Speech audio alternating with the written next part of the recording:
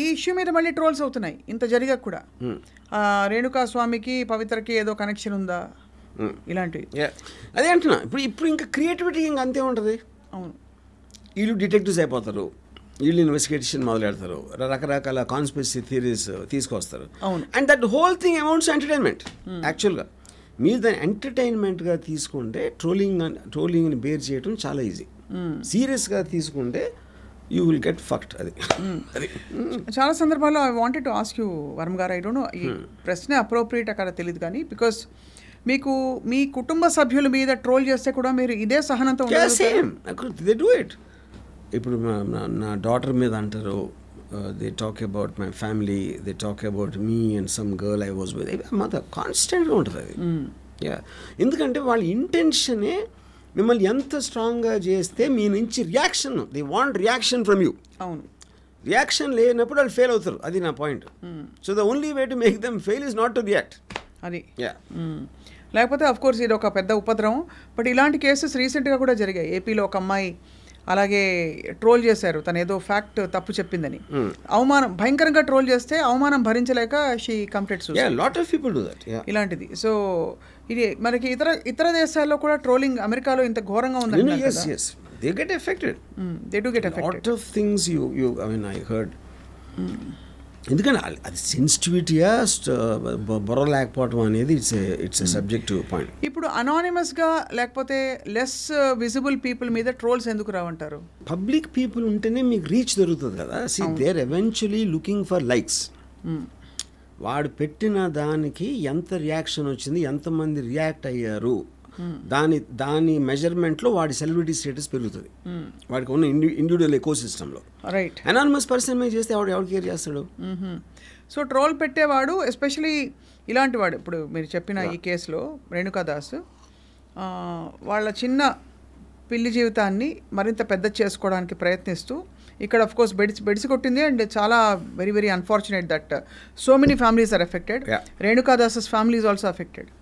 చాలాసార్లు Varma garu, I just wonder, ఈ trolls పెట్టేవాళ్ళు, ఈ కామెంట్లు కానీ ఇంకో వీడియోలు చేసి పెట్టేవాళ్ళు, వాళ్ళకి ఇంట్లో నార్మల్ వైఫ్, మదర్, సిస్టర్ అందరు ఉంటారు. అండ్ ఇప్పుడు why do they do it? I mean how can they do it knowing very well? అదే నేను అదే అంటున్నాను, వాడు సీరియస్గా తీసుకోవట్లేదు అది. మన అందరం కూడా వి బిచ్ అబౌట్ థింగ్స్. మన ఫ్రెండ్స్ మీద జోకులు వేసుకుంటాం, లేకపోతే మన కలీగ్స్, వర్కర్స్లో, లేకపోతే ఎవరి గురించో మనకు తెలిసిన వాళ్ళ మీద కూడా, including our own family members also, with sometimes joke about them. అవును. సో మనిషి నైజంలోనే ఏదో ఒక కామెంట్ చేయటం, మేము పొద్దున్న నుంచి రాత్రికి ఏం చేస్తాం అదే చేస్తాం మనం. ఒక పొలిటికల్ పార్టీ మీదో, ఒక సినిమా మీదో, లేకపోతే మీ వర్క్ ప్లేస్లో ఎవరి మీదో ఇలాంటివి చేస్తూనే ఉంటాం. అవును. The same thing they are extending it digitally to a celebrity. Correct. So I don't think that is very different. ట్రోలర్స్కి మనకి డిఫరెన్స్ నేచర్ ఒకటే. కాకపోతే మనం మన కన్సర్న్ దాంట్లో చేస్తాం. వాళ్ళకి ఏమాత్రం సంబంధం సెలబ్రిటీని టార్గెట్ చేసి ఒక వేవ్ లాగా వస్తారు. అందుకని నేను ఏనుగు కుక్కల ఎగ్జాంపుల్ ఇచ్చాను. అదే ఇక్కడ సెలబ్రిటీ 40 కుక్కలు 50 కుక్కలు గై గై గై అని అరుస్తూ ఉంటే అసలు ఏనుగు కాడికి ఏం సంబంధం? అది ఏదో వింతగా ఉంది, పెద్దగా ఉంది. అప్పుడు ఏనుగు సెలబ్రిటీ ఆ స్ట్రీట్లో, సెలబ్రిటీ కాబట్టి అరుస్తాయి. ఏనుగు తెలియదు కాబట్టి పడి వెళ్ళిపోతుంది. ఇక్కడ పవిత్ర కూడా అది లేదు కాబట్టి ఇలా ఇరుక్కున్నారు.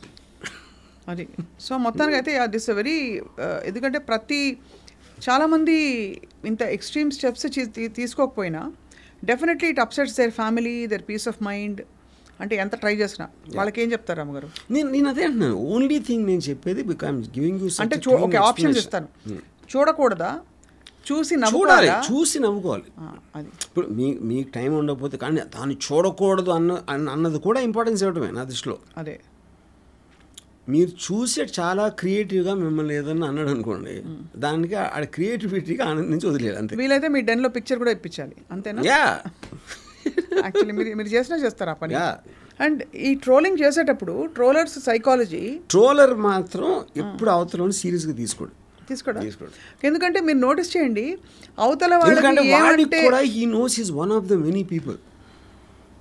మీరు ఒకే ఒక్కడు కామెంట్ చేయటానికి 100 మంది 1000 మంది కామెంట్ చేయడానికి చాలా తేడా ఉంటుంది. మీరు గుంపులో గోవింద అయిపోతారు అక్కడ. యూనో సో ఇప్పుడు మేమందరం ఒక క్లాస్ రూమ్లో వెనకాల కూర్చుని చాక్ పీసులు ఇస్త్రీ లేకపోతే ఏదో కామెంట్లు చేసి అరిస్తే not that we really think lecturer కోపం వస్తుంది, ఆయన హర్ట్ అవుతున్న ఉద్దేశం కాదు. We're just lost in our, that is ecosystem by itself. దానికి వేరే దాంతో సంబంధం ఉండదు. సో టీచర్ల మీద కూడా ట్రోల్స్ అవుతాయి కదా. ఒక సెకండ్ కూడా ఈ రేణుకా స్వామి అనేవాడు అమ్మాయి హర్ట్ అవుతుంది, దాని వలన కోపం వస్తుంది, అవన్నీ అంత ఆలోచిస్తాడు. ఆలోచించినట్టు చేయడు ఫస్ట్ ఆఫ్ ఆల్. అవును, అందుకే అంటే బట్ ఐ వండర్ చాలాసార్లు ట్రోలర్స్ ఏ మాట అంటే ఈ వ్యక్తి హర్ట్ అవుతారు, లేకపోతే ఈ వ్యక్తి ఆలోచితంగా కూడా చేస్తారు. అది ఆలోచిస్తారు 100%. అంటే ఇప్పుడు సేమ్ ఇప్పుడు ఒక టైగర్ ఉంది, ఒక జింకని తినాలి. ఇప్పుడు జింకకి పిల్ల ఉందా, జింకకి ప్రాణం ఉంది అని టైగర్ ఆలోచించదు. అవును, వాడు he's carried away by the creativity. నేను అలాంటి వాడిని తిట్టడానికి నాకు ఛాన్స్ వచ్చింది,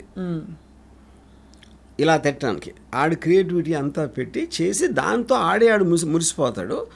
తర్వాత ఆడికి హిట్ ఎప్పుడు అవుతుంది, maximum number of people react అవుతారు ఇంటర్నల్ ఆడి సర్కిల్లో. సూపర్ హిట్ ఎప్పుడు అవుతుంది, ఎవరి మీద ట్రోల్ చేసి వాళ్ళు రియాక్ట్ అయితే సూపర్ హిట్ ఆ cinema. That is how it works. So react అయ్యి ఎంగేజ్ అయ్యాక అది ఎక్కువ అవుతుందా మీ, అంటే మీ ఎక్స్ట్రాపోలేషన్ మీ దీని ప్రకారం తగ్గుతుందా?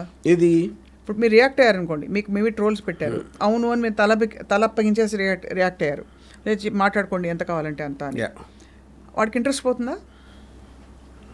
ఆడంతా చూసి దాన్ని రిజిస్టర్ చేస్తున్నాడు. ఎందుకంటే వాళ్ళు మోస్ట్లీ పనిలో ఉంటారు.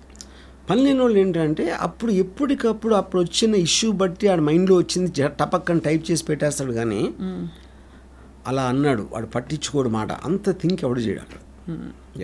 సో బేసికల్లీ నాకు అర్థమవుతుంది ఏంటంటే మీరు అనడం ట్రోలర్స్ పనిలేని బ్యాచ్, ఈ పనిలేని బ్యాచ్ పట్ల రియాక్ట్ అవుతే ఇదిగో ఇతని కేసులో అయినట్టు, పవిత్రాకి అయినట్టు, అలాగే తను వెళ్ళి ఎస్కలేట్ చేసి ఆ తర్వాత అతనే పాపం అన్యాయంగా ఇంతమంది ఫ్యామిలీస్, ఇప్పుడు పాపం రేణుకాదాస్ అతను ఎంత ట్రోలర్ అని ఆ టైంలో వాళ్ళ కోపం వచ్చినా పాపం అతని ఫ్యామిలీస్ అట్ రిస్క్ కదా సార్ ఇప్పుడు. అంటే నేను అదే చెప్తున్నాను, మీ కోపం వచ్చినప్పుడు ఒకరిని చెంప మీద కొట్టాలి అంటే వాడికి ఫ్యామిలీ ఉందా, వాడికి పిల్లలు ఎన్ని ఆలోచిస్తారా? Because you're consumed by your anger. Correct. At the time మీకు గుర్రం కళ్ళు వేసినట్టు అది వేరేది ఇంకా కనపడదు. ఆలోచించినప్పుడు మీరు చేయరా పని అసలు. అది నేను చెప్పేది. Your inability to control your temper and having the opportunity to do it. But just thinking ఇక్కడ ఈ పర్టికులర్ కేసులో ఇతను యాక్టర్ పేరు మర్చిపోయాను సార్, దర్శన్ చాలా ఆఫ్ బీట్ నేమ్ కాబట్టి యాక్టర్ దర్శన్ తన ఉన్న స్టార్డమ్ని, తనకుండే ఫ్యామిలీ సిచ్యువేషన్ని ఏమవుతుందో రిపర్కషన్స్ ఆలోచించకుండా కేవలం పవిత్ర చెప్పింది కాబట్టి రియాక్ట్ అయిపోయాడంటే పవిత్రను ప్రొటెక్ట్ చేయడానికా, లేకపోతే అతన్ని ఇన్వాల్వ్ చేశాడని కోపం వచ్చి ఉంటుందా? I mean, see, that is a personal equation between him and Pavitra. Right. But the basic point is the fact his name is there and he's very close to this girl. And I'm sure it's a combination of it. So he might have done, ఇప్పుడు మా చెల్లెల్ని నేర్పిస్తే నేను వెళ్ళి ఎవడో కొట్టచ్చు, నేను లేకపోయినా, లేకపోతే నా ఫ్రెండ్ గురించి ఏదైనా చేయొచ్చు. So that is a question. అంటే ఇట్ ఈస్ టూ థింగ్స్, ఒకటి యాంగరు, రెండుది ఆపర్చునిటీ.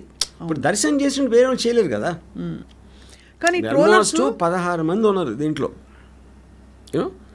ఇప్పుడు ఇదే పాయింట్లో political 1980s to 90s political murders అయితే జరిగినాయో అప్పుడు కూడా ఎవడేదో రాశాడు ఒక పత్రికలో, దాని మీద కోపం వచ్చి చంపిన ఇన్సిడెంట్స్ కూడా ఉన్నాయి.